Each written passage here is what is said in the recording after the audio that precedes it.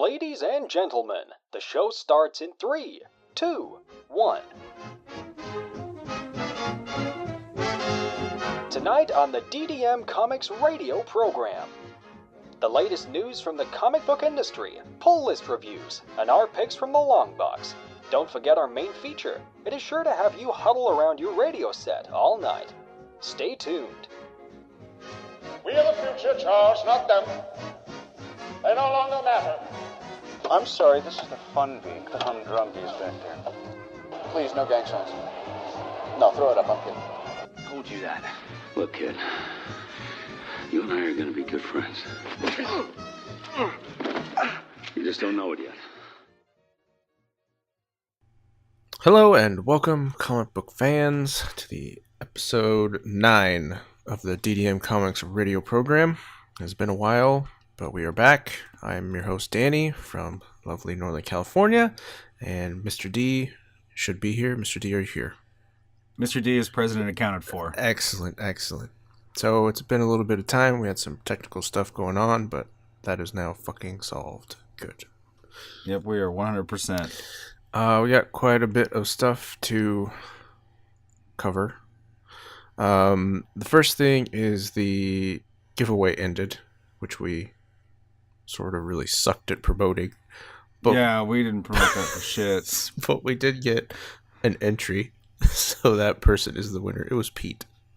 Oh, congratulations, Pete Kelly of Oklahoma. I contacted Pete, and his book, the copy of the Killing Joke Noir edition, will be going out next week. One of the questions that we asked, it was like a point system, right? Like you could like a tweet or like us on Facebook or send a tweet, or one of the questions was, what was your favorite Batman moment? Right. And Pete's answer was, there are so many, but you guys were speaking of the Predator versus Aliens versus Dredd, which is cool, and I remembered Batman versus Predator. Predator put a whooping on Batman, and Batman actually grabbed a bat to go fight him. I enjoyed that series. Oh, that's awesome. Yeah. That's a good answer, Pete. Yeah. Congratulations, Pete, and thank you for stealing this away from my mom.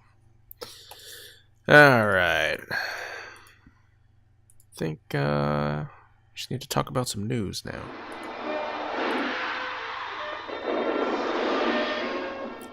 Now it is time for the news. Brought to you by... The news brought to you by Pete. Thank you. What do we got on the news list, Mr. D? Where do you want to start? Shit. I see Google Docs closed. It was open. I feel you added some links here. I did. Let me open it back up because Sure. it closed. Let's see. What do I add here? Ah, yes. Crusty old Alan Moore. Oh, right. The crown curmudgeon of comic books retires and says he only has like something, I don't know. I think he said he had 240 pages of comic books left in him. That's pretty exact. Yeah, it was a very exact number. But that he's a proper writer these days. He writes novels, so he's got no time for this comic book tomfoolery. Right. You could take your children's picture magazines and get the fuck out. Exactly. Alan Moore is the crotchety old man on his fucking porch of comic books. Like, Tom King and Scott Snyder are walking down the street, and fucking Alan Moore is like throwing beer cans at them from his fucking porch. He is the crusty old man of comic books. He's like fucking throwing like the contents of his spittoon. He's like, get out of here. Exactly. And he's like in a dirty old bathrobe and slippers, like with obviously no pants on under the bathrobe. Like, thank you, Alan Moore, for everything you did for comic books, but you dial the pretentiousness down a little bit. It's not that awesome. Yeah, and I think you hit it when you just said he was old, and what'd you say he was, a curmudgeon? Crotchety. Yes. He's the crown curmudgeon of comic books. Right. And I don't know. I mean, maybe what he says, like when you meet an old person and they start going off and you're just like, oh, okay. Just let them do their thing, and it doesn't really mean anything. Do you think? Right. Do you think Alan Moore even like he has any weight? Like his opinions still carry any merit, being as old and outlandish as that interview sounded? No, I don't think that anybody takes Alan Moore as serious as Alan Moore takes himself. There are people that listen to him, no doubt. I mean, Alan Moore is a pillar for the modern age of comic books. Yeah. No doubt. However, he's a curmudgeonly, pretentious asshole. Just plain and simple. Yeah. Brought hats off for all that he's contributed. He's written some great stories, but he's not the greatest there ever was. And I think if Alan were here, he would probably he would own it, right? Yeah, but he'd probably tell me to go fuck myself. Right. Wouldn't it be funny if I was just like, he just like started talking, like just had him on the line. That would like, be hilarious, yeah. Like, hello, Mr. D. Oh, shit. Right? You fucking asshole. Hi, welcome to the Alan Moore Show. I'm Danny, and Mr. D's no longer with us. Yeah, right, exactly.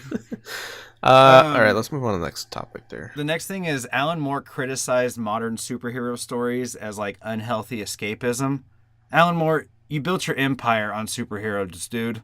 The Watchmen, come on, that's probably his most recognized property. Do you think maybe he had like a revelation or something? Like some epiphany, like he just woke up and the bathrobe was a little more dirty and he's like, this is reality. What have I done? You think maybe people don't call Alan Moore back anymore and he's bitter? Maybe he saw the Killing Joke and was like, fuck. Maybe he's dated and people don't get in bed with Alan Moore anymore because he just runs his mouth so much. Maybe. But anyway, that's enough about Alan Moore. All right. I guess Fox is going to be making a movie about Stan Lee's life. I was glancing over that. And it's going to be a 70s action movie. That sounds fucking sick. The only thing that would make that better is if it was a 70s blaxploitation movie about Stan Lee and you got a black guy to play him.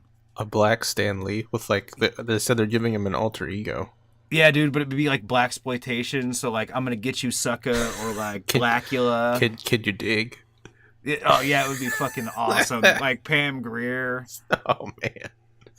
There's fucking fro pics and giant necklaces everywhere.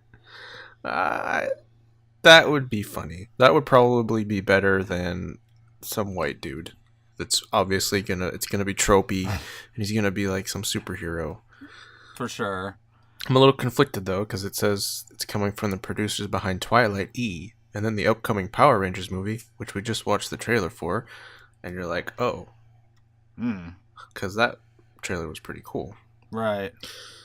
And the coolest thing about that trailer is they didn't say it's morphin' time. No, they didn't. And if they did, it would have fucked the whole thing. Totally would have. And they didn't show you anything, like no Zords and no costumes. At the very end, there's like a teeny bit. That was perfect. Yeah, that second where you see it loading on their body and then it pans out to the, like, in theaters, whatever thing. Yeah. And I hope it's not one of those things where the trailer is like, sometimes the trailers make the movies better than they are, seem better than they are. Or sometimes they show you like all the good parts. Yeah, and you're like, yeah, for sure. Why did I waste my money here? Anyway. So the last thing is, we're gonna not touch on this much, but old school Spawn fan here. Okay. And Todd McFarlane's talking about a new Spawn's in the works. The Spawn movies suck. Or the Spawn. I think I've there's only one. Yeah. Yeah, there's a cartoon that was pretty good, but the movie itself sucks, so interested in seeing what that's all about, but I don't know that there's enough Spawn fans left. However, I have a shitload of Spawn merchandise, so when it does come out, I'm going to sell the shit out of that stuff. I'm excited for this Spawn movie because, bitch, I'm going to get paid. Right? So I think that's it for the news. Oh, cool. We want to talk about some books real quick, just like... Oh, hold on, one more thing about the news. Else? Sure. Apparently Luke Cage is pretty hot right now for Netflix. I haven't watched any yet, but... Me either, but I'm going to, because it's not a conventional superhero, because it's somebody that... Because I'm not watching Captain America, or... I mean, not that Captain America has a show, but you know what I mean? Like, it's kind of an off the norm character, so I'm actually kind of interested in it. I wasn't a fan of Daredevil, but I'm Well, definitely Daredevil interested in season Punisher, 2 you which would is... have been a fan of. Well, I'm still going to check that out. I just Okay. haven't gotten around to it yet. The only critique I've heard about Luke Cage is that the villains aren't... They're criminals, right? They're not... They're like regular criminals. They're not like superhero like villains. Yeah. Right. So that's the only critique I've heard. But I heard the soundtrack is fucking awesome. Oh, really? That's awesome. That's what everybody's been pimping the most, is what I've seen in the feeds. Okay. So yeah, let's talk about some books. You want to do the... like what we've been sort of reading, or you want to do the total letdown? Let's do the total letdown first. All right. Time for the Total Letdown. These are comics that didn't deliver, live up to the hype, or just didn't hold their own.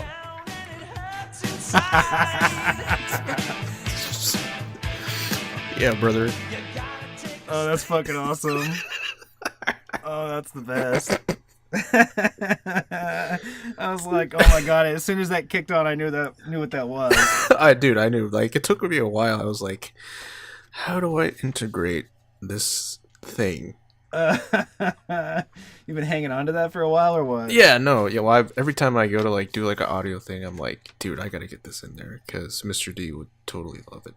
Yeah, no, that's the best. Total letdown. These are books that sucked. I mean, beyond sucked. Like maybe fucking garbage. Like, or books that were super hyped and ended up sucking anyway. The first one we'll talk about is Jackboot and Ironheel. Now, if you look at the cover of this thing, this is IDW. It looks fucking sick. It looks awesome. Like, it could be like this crazy World War II zombie war thing. With fucking Nazi zombies. Like, we've seen this before, but this cover, we're like, I'm looking forward to seeing this again. And then you open it, and it's like fucking South Park style art, dude. It's like very one-dimensional, hardly any color. The color palette is like 18 colors or something. Like, I don't know anything about coloring comic books, but I could color this better in Photoshop. It's like they took the pencils, dropped it into paint, and just went crazy with the bucket tool, you know?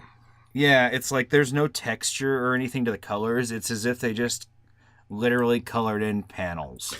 Which, you know, there's lighting and shading and things that give art depth. Right. And this book just lacks it.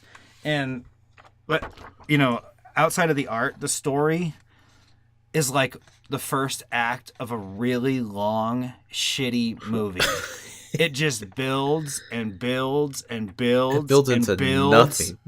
And then you're at the last page, and you're like, what did I just read? Fucking garbage. It was, yeah. I think to actually read this book, it took me 3 tries.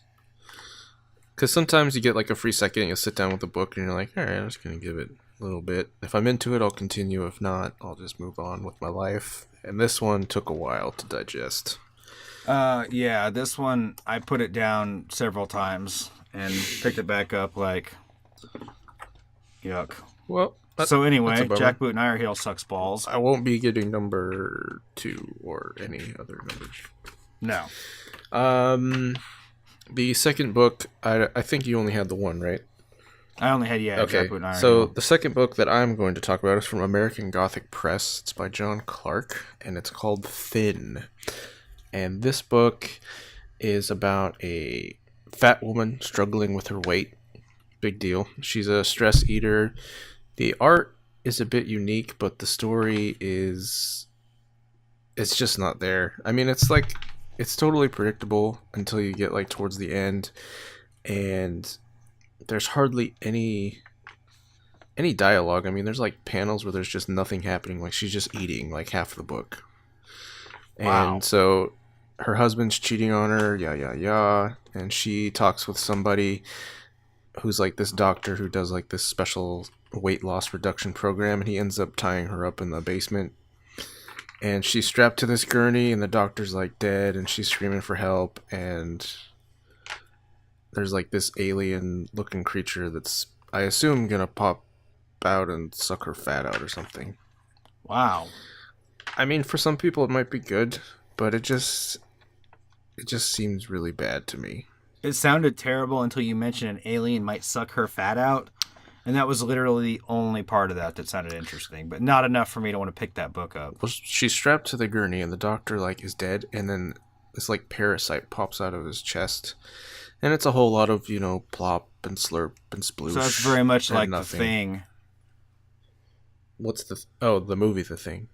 John Carpenter. Yeah. Have you seen that?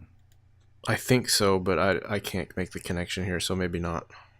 Oh, really? So, is there a parasite that pops out of somebody there? Oh, yeah, definitely. Okay, cool. It's an alien, but it's similar in how you described it. Anyway, I read it, and I don't know. It just, there was nothing about it that made me want to go for number 2. No seconds. Bummer. Not nearly as terrible as Jackboot and Ironheel, though. Not even in the same league, but still pretty bad. Jack shit and iron dicks. All right then. Well, this is the Iron Dicks podcast. We all have balls of steel. Right. All right. You want to run through some of the other books? Yeah, sure. Do we have an audio for that? Yeah, we do. But I think Pam just decided to not work again. Fucking whore. Here, can you hear this? Yes. Okay. New and notable books. Fresh off the poll list, let's talk about what is new and noteworthy in the world of comics. All right. So, want to talk about Skybourne? Yeah, sure. Did we talk about Skybourne? I didn't think we did. No, I don't think so.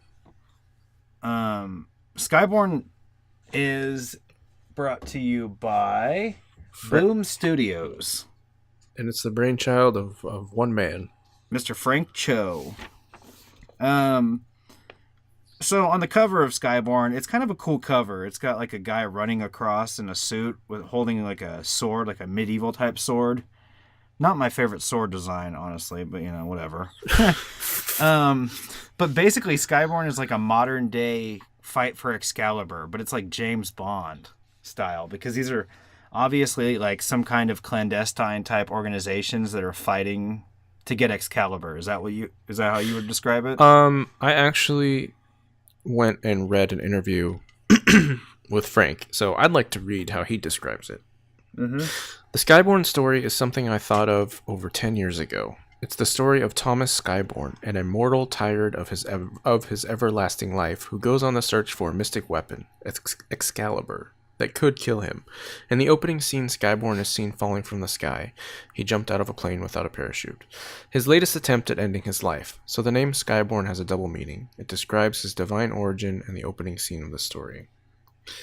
Let's see. One more thing. 2,000 years ago, after his divine resurrection, Lazarus and 3 children, Abraham, Thomas, and Grace, all 3 children were gifted with super strength, an indestructible body, and immortality. This is the story of Thomas and Grace and their battle against Merlin, who wants to destroy humanity.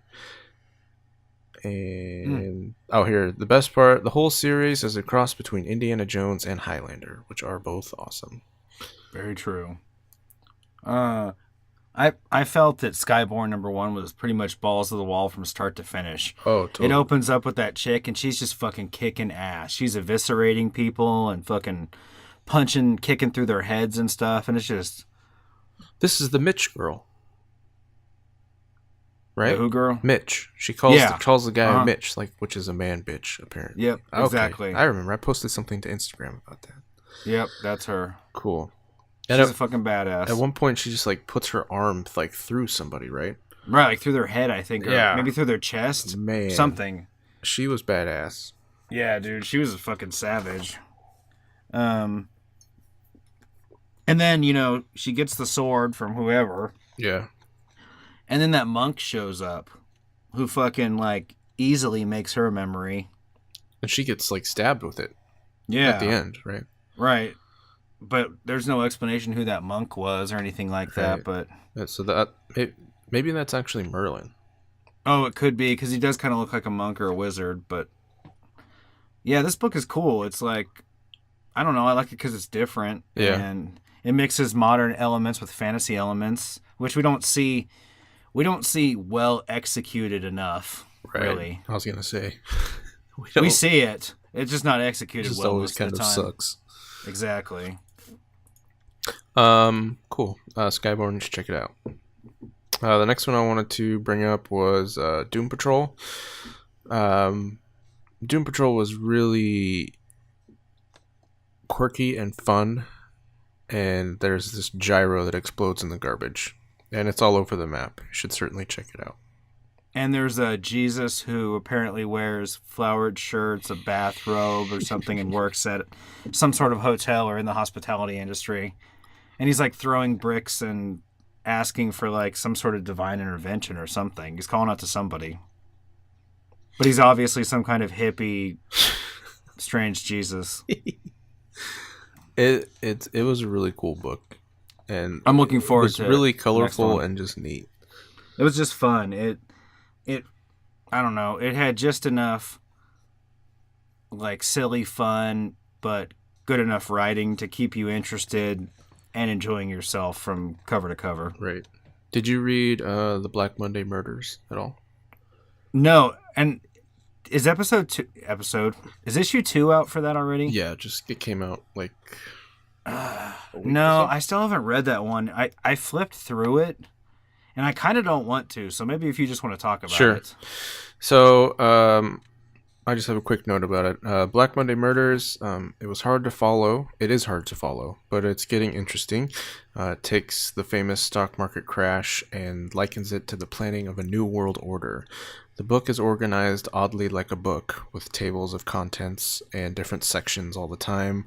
The story follows the ascension of one of the Rothschild twins. The sister is the head of an organization after her brother was killed. And it's all very cloak and dagger. Obviously, there's some ancient species going on. There's like a language that's trying to be decoded. I feel like if issue 3 doesn't start tying some things up and having things make sense, then it's probably going to lose people. But I think issue 1 and 2 were good enough to keep people moving and reading. They were good enough for me. I mean, it's very interesting. Nice. I have like a giant list of books I made, just like tiny notes about what I was reading and stuff, so I can burn through that. Or what's next on your list? Not much else. Okay. Because I was kind of behind on reading. I've just been trying to get caught up. But I did read Detective Comics. Oh, cool. And I was pretty sad to see that Tim is probably dead. Well, he's did you just finish the one where he was in the battle then? Yeah, is that the last one? I still have a package of comics on the counter that I haven't opened. I think there's one more after that when they start. Oh, so I might be one behind. But it's okay. Never mind then. Because they've been doing this Monster Men thing, and honestly, it ain't that great. Oh, okay.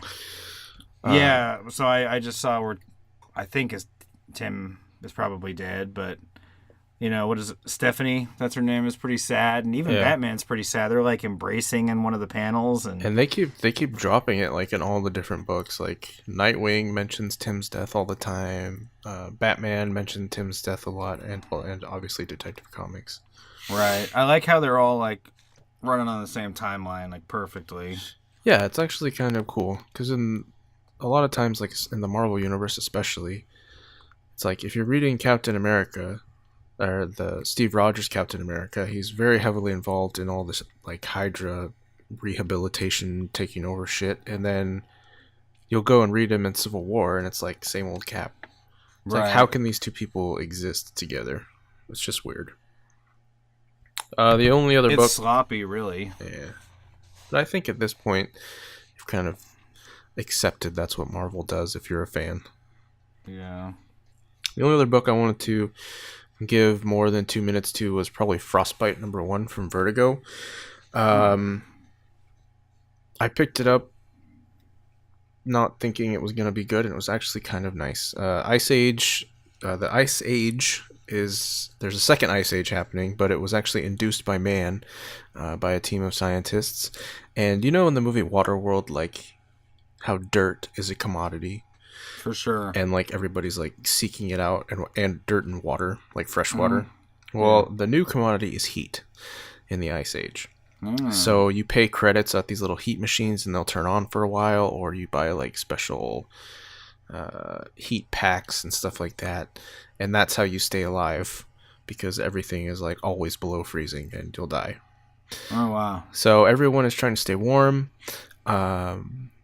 Frostbite is actually a disease that freezes you from the inside out, and there is no cure. Whoa. And it's very contagious, so if somebody has frostbite, they're usually killed immediately. And then the book follows this group of like Han Solo, Chewie-esque transporter types who like strike out into the ice all the time and like deliver things and stuff like that. Oh, and cool. Shocker, they have to deliver people and they don't do that, yada yada yada, but the money's right. Whatever. But it looks pretty cool. And one of the people they're transporting is the daughter of one of the original scientists that created the Ice Age, and she actually has a cure for frostbite. But she has to get to Alcatraz, which is where like this giant science lab is. So That sounds pretty cool. it's like, yeah, it's kind of neat. So when they talk about making a journey, like going places, it's not talking about how much gas they have, it's how much heat they have. Interesting. Yeah. So I'm gonna take 5 minutes and just burn through all these other books here. I have like a thought or two about each one. All-Star Batman 2, not as fun as the first one. There was more Duke story, so that was cool. Jim Gordon goes to Wayne Manor to arrest Batman and find something, but we don't know what. Did you get All-Star Batman 2? I did. Okay.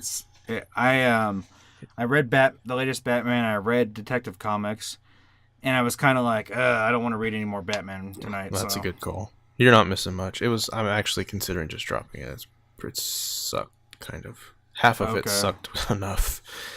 I'd be I was curious kind of to hear feeling what a you little think. Batmaned out in general. Like, Yeah. I love Batman, don't get me wrong, but I don't want to read 3 or 4 titles with the same dude in it.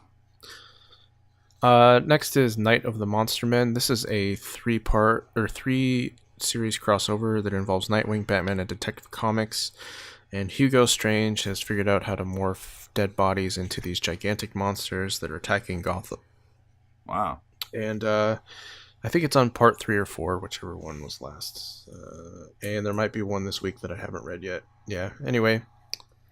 It's not terrible, but it's not nearly as enjoyable as the first arcs were inside all 3 of those series. Oh, okay, gotcha. But this is ultimately going to lead to Batman creating his own Suicide Squad, so probably to defeat these monsters. So that hopefully will make it awesome. Fingers crossed. Yep. Action Comics, the Doomsday Story arc is finally over. Fucking yes. So now we are into discovering who this new Clark Kent is with no powers. So you had Superman, he died. You had Superman in hiding, which was the original Man of Steel from the 90s, and he's back now. And then now you have a Clark Kent that has no powers and works at the Daily Planet. So everybody's like, who the fuck is this? Weird. New Superman, I dropped it. This was the Asian Superman. It got really repetitive, and I just wasn't buying the Justice League of China. Trinity is Batman, Wonder Woman, and Superman all in a book together, and this is very, very full house. There was like no super shit that happened at all. They all literally sat down to a family dinner so Wonder Woman and Batman can get to know the new Superman, because he's not the one that died. Teen Titans. I've been looking forward to Teen Titans because Damian Wayne builds the team, and he actually captures all of them and like electrocutes them and has them all tied up at the end. So that's going to be really sweet. Batman Beyond: A Dystopian Future. I've never read any of the other Batman Beyonds, but it seemed okay. I might continue it. Detective Comics already talked about. Keeps delivering, but the Monster Man issues are pretty weak. As far as the Marvel side is concerned, Civil War 5. Did you finish? Did you continue with Civil War, or did you just give up? No, I continued with it. It's in the. I'm pretty sure it's in the pack that hasn't been opened yet. Sure. But to be honest, I'm not super interested in reading it at the moment. Sure. It's mostly more fighting and the same shit, where Ulysses has a vision at the end, and it's something amazing. So, well, not amazing as in cool amazing as in everybody's surprised. So, shocker. That's basically what's happened in every single issue. Got it. Gwenpool, I'm finally tapping out after 6 issues. The shtick of her being this stupid hero but not hero, it's just over for me. Anti-hero? I guess, yeah. Yeah. Vision 11 was awesome. There's, as every Vision book has been, and there's only one issue to go, and the Vision will be over, which is sad. Ooh. And then 11, you're still reading it, so I won't spoil it, but it's awesome. Steve Rogers, Captain America, number 5, tapping out of there as well. The Hydra thing's old, and it isn't doing anything. I tapped out at issue 3. International Iron Man number 7. There's only one more issue to go of this. This has been the entire story arc about Iron Man discovering who his mom is, and she's actually kind of a badass. So it turns out that Tony Stark's dad was a Hydra agent, or a S.H.I.E.L.D. agent turned Hydra, and his mom was a S.H.I.E.L.D. agent. And while the mom is pregnant with Tony, the dad tells her that he's a Hydra agent, and she promptly stabs him in the neck with scissors. So that was kind of wow. Yeah, she's like, "Fuck that this." escalated quickly. Yeah, he's like, "Oh yeah, we'll have this great life together," and she's just like, "You're a Hydra agent." Like, whoa. Fucking took him out right there. Yeah. Doctor Strange, I'm still reading it. I don't know why. It's fun for me, and I like the character. Fair enough. Plus, there isn't much magic in any of the books that are out right now except Doctor Strange. Minecraft Holmes number 2. This is the Kareem Abdul-Jabbar one. It's very steampunky and mysterious, and I love the deduction sequences. It's just pretty good. Evil Heroes is where a bunch of superheroes come down and decide to enslave humanity and start killing people who don't conform, and I'm dropping it. Other stuff I'm dropping real quick: Rise of the Black Flame. I dropped that shit after one issue. Garbage. Eclipse, kind of the same. Briggs Land 2 is exactly like the second season of Fargo, so I'm dropping that. I read Mask, the Mobile Armored Strike Command. It's actually really, really fun. Did you read Black Hammer 3 yet? Or that might be in the package you have. No, that's the one with Barbalians. Yeah, Barbalian's origin. I'm super looking forward to it, though. I love Black Hammer. That was really cool. Weird Detective continued to kind of suck, but it showed promise. So, I mean, I'm going to finish the series, and I'm hoping it's as good as the first couple issues were. I finished Joiners Britannia. Old school Roman times, follows the crazy virgin priestesses called Vestals of the period. Lots of violence and sex. Mm-hmm. I can recommend it for the shock value, if nothing else. The writers are really passionate about the subject matter. Yeah, that's a Valiant book. My buddy's reading that. Yep, I think him and I talked about it a little bit on Instagram. Okay. And Alters, this was the transgendered superhero heroine. It was actually kind of nice to read just because it deals with so much stuff, but I don't know, it just feels weird because what he's a he when he's not a superhero, and then when he is a superhero he's a she. Oh, weird. Yeah, but he only really feels good when he's dressed as a woman or is a woman. Got it. I don't know, there's a bunch of PC stuff with the transgendered stuff. I don't want to hurt anybody's feelings. I just don't know what it is yet. I don't understand it all either. I've been trying to figure it out, but I'm confused. Like, I understand it. I just don't know how to talk about it. Well, that's what I mean. Properly, like, you know? yeah, I don't. It's like you can say African American, you can say black people, you can't say the N word. You know, you can. Yeah, the whole pronoun thing is weird to me. Anyway, that's about it.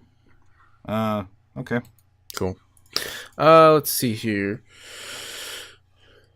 You want to move into the main topic? Yeah, let's talk about.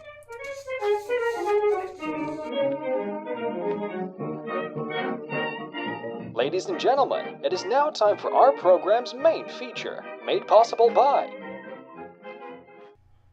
Pumpkin Spice Everything, available everywhere that sells anything that might be pumpkin everywhere spicy. That sells coffee.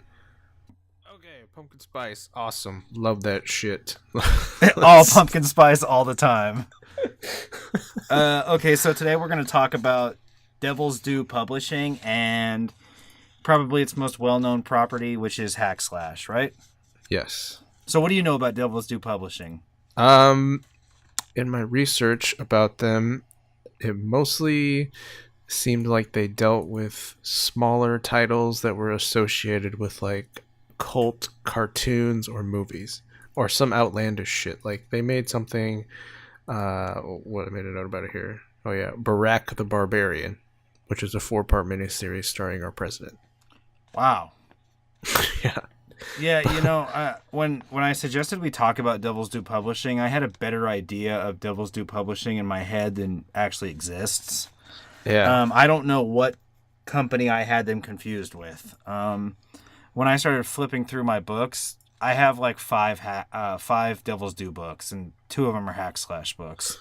I have 2. I have Hack Slash, and then I have Mercy Sparks. She's like a demonist. Yeah, I saw her when I was looking at their catalog. Excuse me. I've got an Army of Darkness comic, 2 G.I. Joe comics, and 2 Hack Slash comics. That's it for Devil's Due. But I know that Devil's Due was founded in '99 in Chicago by this dude named Josh Blaylock. He was kind of trying to do his own independent studio comic publisher thing. And I don't think that really worked out. There seems to be about a 6-year gap in the mid-2000s where they weren't around.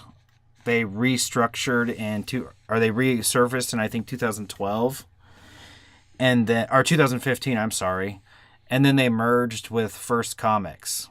But they're still functioning as 2 independent companies, right? However that works. If you merge, I'm not sure. Property. I know there's like Devil's Due Publishing and Devil's Due Entertainment, so I'm wondering if one of those is like the parent company and those are subsidiaries or something.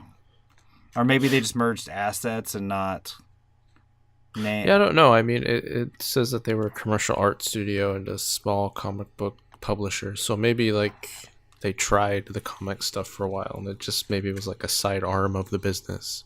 That's true too. And it was mostly about their artists and stuff. But now they're quite a bit bigger stuff. Following their merger, and they really kind of merged into the largest creator-owned publisher since Image. Right. But that's pretty much it. Yeah, there's not much going on there. I mean, basically, their business stuff is pretty bland. Yeah, nothing exciting. No drama like with how Image was formed or anything I'm like that. not even sure if they would be on the map where they are if it wasn't for Hack Slash. No, I'm certain that they wouldn't be. So let's talk about Hack Slash. So Hack Slash, in 2004 it started. Yep. Do you have names to drop? I don't. I don't have any names to drop. Okay. The creator, we should at least mention him. Let's see here. Oh, that must be old. The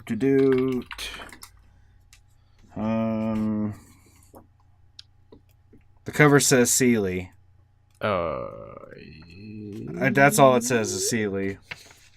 So shout out to Seeley for Hack Slash number 1. Starting. Wow. I was totally not prepared for that. Yeah, me either. Thought I would at least know. Tim Seeley, I'm sorry. Okay. There we go. Jesus Christ, that took a while. All right, so Hack Slash is... It started out as a series of one-shots. In fact, when I went to go grab some Hack Slash issues to read, I thought I'd just grab the omnibus, and we had decided that we were going to try to check out volume 1 of the ongoing series, which actually doesn't... There were so many one-shots when Hack Slash began, before it had an ongoing series, that the entire volume 1 of the omnibus is just... One-shots.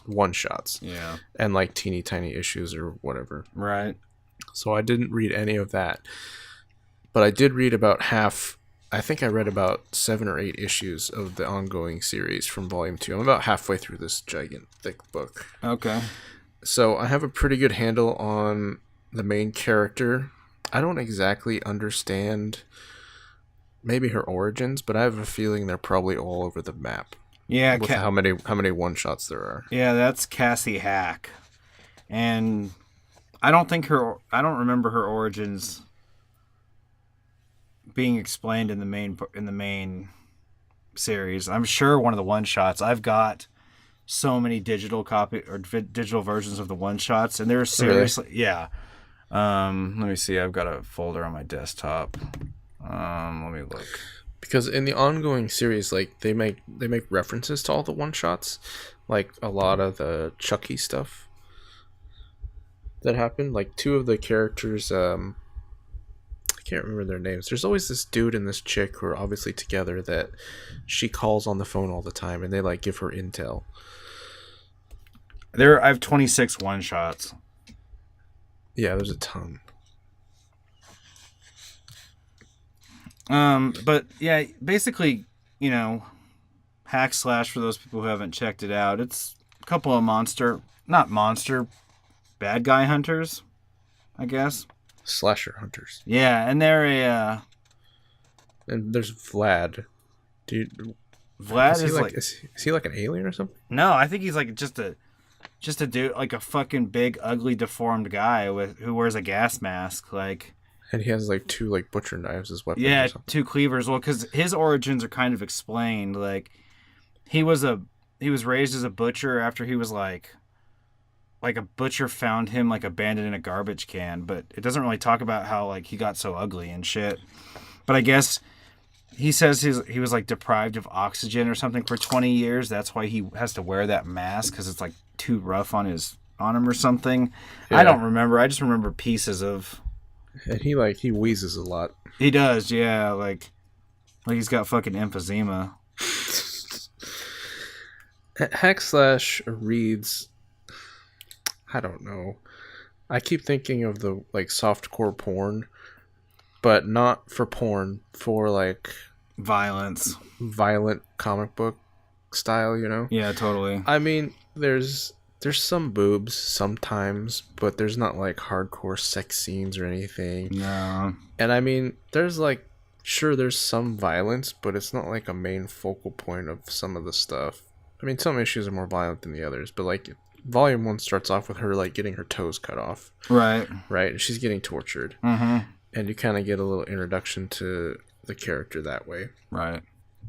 And then that story goes on, and there's like this crazy rock and roll band that's sacrificing virgins before every show so they can, like, the bandmates come back from like the dead and they all like play awesome music. I mean, it's just like cool kind of stuff like that. Yeah, kind of weird, off the kilter. But I mean, it's got a lot of humor, which is great. And in the second story arc here, it's like they obviously send the demon band back to hell or whatever. Right. And the second story arc is about how do I say this? There's like this lesbian group that are like trying to like cut themselves or whatever at this college and stuff. They're like a sorority of cutters. Yeah. But I mean, there's like some lore there. Like they're trying to like replenish their youthful appearance or something. Kind of like the Countess Bathory, who believed that if you bathed in virgin's blood, it would like make you pure and immortal. That's exactly what they're following. Yeah. And it was just fun. I mean, Cassie is kind of hot for a cartoon. She's pretty hot, but I mean, how old do you think she is? She's got to be like, what, 20 or something? Yeah, she's definitely an adult. So it's not like she's not a kid. She's an adult. I mean, she struggles with like lesbian stuff. She's a virgin or whatever. Mm-hmm. But you don't fuck with Cassie. No, she'll mess you up, dude. She doesn't give a crap. She's like, people come and go. She doesn't care. But in reading it, I find myself caring a lot more about Vlad than her. Vlad, he doesn't like talk much, but he does a lot of stuff. Yeah, he does. And the stuff he does has meaning. Like when they were fighting the demon band or whatever, he had to go to hell, but he wasn't a virgin. So there was like 5 pages of him trying to get laid, which was just fucking great. And now he's like horny all the time. So he's always like wanting to make the sex, as he calls it. Right. And I don't know. I like that character a little more than Cassie, I think. But I mean, she's pretty cool too. I don't know. There's not much else to say about her for me. Fair enough. Yeah, you know, it had been a long time since I'd read any of this, but I enjoyed flipping back through it and revisiting those characters, but I kind of like to get that big book that you have. It looks like a lot of fun to read. Yeah. I mean, there's like one issue like in the middle, like, you know, like comics will do filler issues when they're like, oh, we need to put something out. Mm-hmm. And they have one in here, like the art is all like old school Archie style. It's all kind of pixely and weird, but still has the violence. Oh, well, that's what's important, right? Yeah, I suppose so. It wasn't bad. It was just, I don't know, art style kind of sucks for me. Something important is that Hackslash didn't always remain at Devil's Due Publishing. Tim said bye and took Hackslash to Image. Yep. So when I went to buy Hackslash issues, the lady at the counter, she instantly went to Image, and I'm like, it's not an Image book. And she's like, I'm pretty sure it's an Image book. And even the omnibus I have has Image on it. Right. And I actually didn't realize that he took it to Image. Yeah, and looking more into it, let's see here. The move came after news that Devil's Due was going through financial difficulties. The staff on all levels were not being paid for several months. Tim Seeley allegedly did not receive his paycheck and thus was not able to pay his staff or artists and colorists. Hackslash's tenure at Devil's Due closed with issue number 32, the final issue of Volume 1. And he took it, and then it came back. Yeah, that's weird. Or they relaunched the property or something like that. So all of Volume 1 was at all of the first ongoing volume was Devil's Due, and everything after that was all Image. Interesting. Yeah. Okay, so I think that pretty much covers Devil's Due, right? Pretty much. The only thing that I wanted to try to find was this Barak the Barbarian. Oh, okay. It's fucking... There's like Dick Cheney in the back, but he's got like Roman armor on. Oh, fuck. Is your Skype chat open? I just want to send you this image so you can look at it. Yeah, it should be. Here. Yeah, it's open. Here, just click that. Alright. He's got like... Oh, dude, that's fucking hilarious. You see that? Yeah. Oh, wow. He got big old bloody axe and shit. Dude, that's funny. Like, as a president, do you think like he was aware that this was happening? Do you think he even cares or has thoughts about it? I bet he read it. I bet he read it and laughed. Like as a president, but like as a dude, Barack Obama seems like a pretty chill guy. Yeah. It also features politicians like Sarah Palin, George W. Bush, and Dick Cheney in fictional roles. Awesome. That's funny. Okay. Well, I think that was all we really wanted to cover for this episode. Yeah, I think so. The next episode, we will be talking Halloween. We're gonna do Halloween. We are gonna do Halloween. And let's just brainstorm for a second here. What do you think we should talk about? Like specific issues? I don't know. I was kind of thinking about that. Because, like... Or just horror comics, certainly. Yeah, definitely horror comics. Maybe we could talk about, like, some old EC comics, like the Vault of Horror and stuff like that. We touched about it briefly on, was it the Silver Age or the... One of the ages. I remember you mentioning it. Yeah, it'd be cool to talk about those a little bit. It also might be cool to talk about any horror comic or any horror movies that have comic book adaptations. We don't necessarily have to talk about the comics themselves, but we can just mention some that... Is there one that comes to your mind right now? Trick or Treat comes to my mind. Trick or Treat. Yeah. Okay. Also, there are like... I have a Hellraiser comic book. Trying to... Hell yeah. Hellraiser's nice. I've got several Evil Dead comic books. So there are several adaptations out there. I know, I saw an Army of Darkness comic this week on the rack. I have one Devil's Due Army of Darkness comic. This was like one of the new ones because cool. It kind of surprised me because the Big Trouble Little China Escape from New York crossover came out and it was nowhere. Right. Like announced, so. Yeah, I didn't even see it on previews. And it's still not there. I didn't see it when I went back either. But here it is in the flesh. Yeah. Yeah, Sam pulled my copy and I'll get it next week. Cool. So yeah, we'll talk about some comic books probably. I mean, you can't really talk about Halloween media without talking about movies because that's like what makes lots of this. That's what scares people a lot these days. That's really the lore that gets them to the scare factor. So if we can tie that in with comic books, that will be awesome. I think we can make that happen. I think what you recommended I read a book. Which one was it? Was it Trick or Treat? It was Trick or Treat, but hold off on that. I'll touch more on that later. I need the right one. Okay, and cool. Well, I think that's all then. All right. You want to roll our sweet new outro? Yeah. Hold on. Let's see here. You know, I was trying to get the outro to work with the Hulk Hogan song, and I just couldn't get it to work because he sings too much. I thought I would try to find like a loop of that. You know, that just that first part where it's like, yeah, right there. Right. Did you hear that? I did. Okay. Thank you for listening to the DDM Comics radio program. We hope you enjoyed your time with Mr. D and Danny. Be sure to follow us on Facebook, Twitter, YouTube, and Instagram, all at DDM Comics. You can also email any comments or questions to ddmcomics@gmail.com. See you next time. Adios, amigos.